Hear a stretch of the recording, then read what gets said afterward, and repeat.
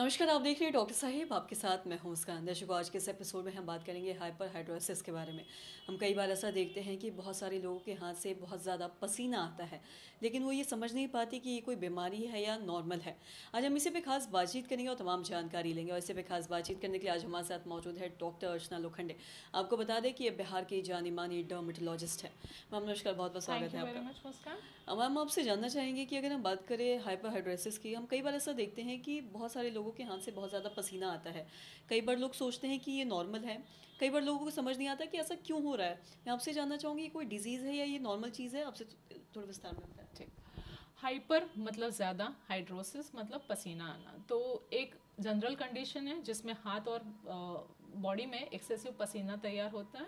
Body में अलग अलग तरीके की ग्लैंड्स रहती हैं, उसमें से एक ग्लैंड होती है स्वेट ग्लैंड, जो स्वेट यानी पसीना पैदा करती है। तो वो कभी कभी ज़्यादा काम करती है। तो अलग अलग तरीके के हाइपरहाइड्रोसिस होते हैं, उसके अलग अलग प्राइमरी या सेकेंडरी रीजंस हो सकते हैं। तो उसमें से मोस्ट कॉमनली जो पाया जाता है पाल्मर और प्लांटर हाइपरहाइड्रोसिस, मतलब हाथ और पैरों में पसीना आना। बहुत सारे स्कूल गोइंग बच्चे या लोग हमारे पास आते हैं जो ये कंप्लेन करते हैं कि वो कुछ लिख नहीं पाते हैं, या लिखते हैं तो पसीने के वजह से उनका पेपर खराब हो जाता है। उनको हमेशा हैंकी का इस्तेमाल करना पड़ता है या पैर में सॉक्स का इस्तेमाल करना पड़ता है। दूसरा एक तरीका ये होता है कि कुछ लोगों को एक्सिलरी रीजन में या बगल में पसीना ज़्यादा आता है। कुछ लोगों को फेस पे पसीना ज़्यादा आता है या नोज़ वाले एरिया में पसीना ज़्यादा आता है। बहुत बार स्ट्रेस के वजह से या थायराइड या और कोई हार्मोनल प्रॉब्लम होने के वजह से भी, या कोई नर्वस प्रॉब्लम होने, न्यूरोलॉजिकल प्रॉब्लम होने के वजह से भी पसीना कोई पर्टिकुलर एरिया में ज़्यादा कॉमनली आ सकता है। तो ये जो कॉमन हाथ पैरों में जो पसीना आता है, यहाँ की जो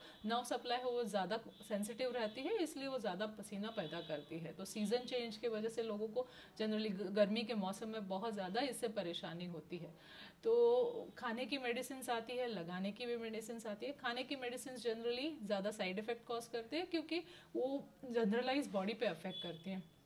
लोकल मेडिसिन है जो हाथ में लगाने के लिए हैं, जो अफेक्टेड एरिया है वो स्वेट ग्लैंड की ओपनिंग कुछ समय के लिए बंद कर देती हैं।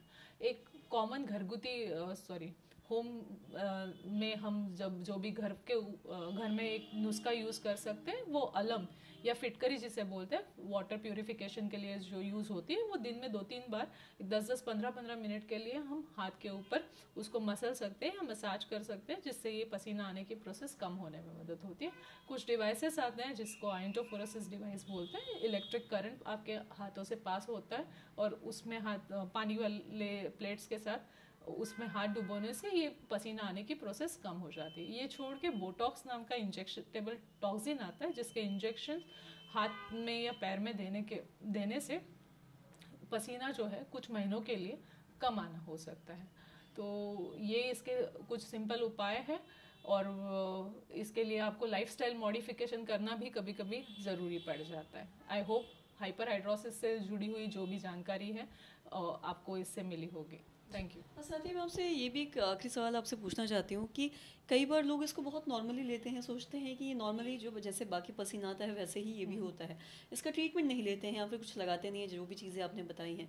तो अगर किसी को ज़रूरत से ज़्यादा हाथ में या पाम में या फिर पैर में अगर पसीना आ रहा है, तो ऐसे में ट्रीटमेंट इसका लेना ज़रूरी है या नहीं? आपसे देखिए, कोई भी चीज़ अगर आपके लाइफस्टाइल को अफेक्ट कर रही है तो उसके लिए आपने ज़रूर ट्रीटमेंट लेनी चाहिए, क्योंकि जब हाथ में ज़्यादा पसीना आता है तो लोगों को बहुत बार ये एम्बैरसिंग लगता है किसी से हाथ मिलाते वक्त या सोशली इंटरेक्ट करते वक्त। कभी कभी प्रॉब्लम ये हो जाती है कि आपको एग्ज़ाम के पेपर्स वगैरह देने हैं तो उसमें भी परेशानी हो जाती है। तो अगर कोई भी चीज़ या कोई भी डिसीज़ या सिम्टम आपके लाइफस्टाइल को अफेक्ट कर रहा है, आपकी क्वालिटी ऑफ लाइफ अफेक्ट कर रही है, तो मुझे लगता है ज़रूर उसके लिए ट्रीटमेंट लेनी चाहिए। बहुत बहुत शुक्रिया तमाम जानकारी देने के लिए। तो आशा करते हैं दर्शकों कि आप भी समझ पाए होंगे कि हाइपरहाइड्रोसिस क्या कुछ है, और हाथ में अगर ज़रूरत से ज़्यादा है या फिर पैर में अगर पसीना आ रहा है तो उसका ट्रीटमेंट लेना ज़रूरी है, जैसा कि डॉक्टर साहब ने बताया। तो इसका ट्रीटमेंट आप भी लें, अपने आसपास के किसी डर्मेटोलॉजिस्ट को ज़रूर से ज़रूर कंसल्ट करें। तो आशा करते हैं दर्शकों की जो तमाम जानकारी है आपके लिए लाभदायक रही हो। तो आज की इस वीडियो में इतना ही। अगर आपने अब तक हमारे चैनल को सब्सक्राइब नहीं किया तो तुरंत कर लें, साथ ही हमारे फेसबुक पेज को लाइक करें। वीडियो देखने के लिए आपका धन्यवाद।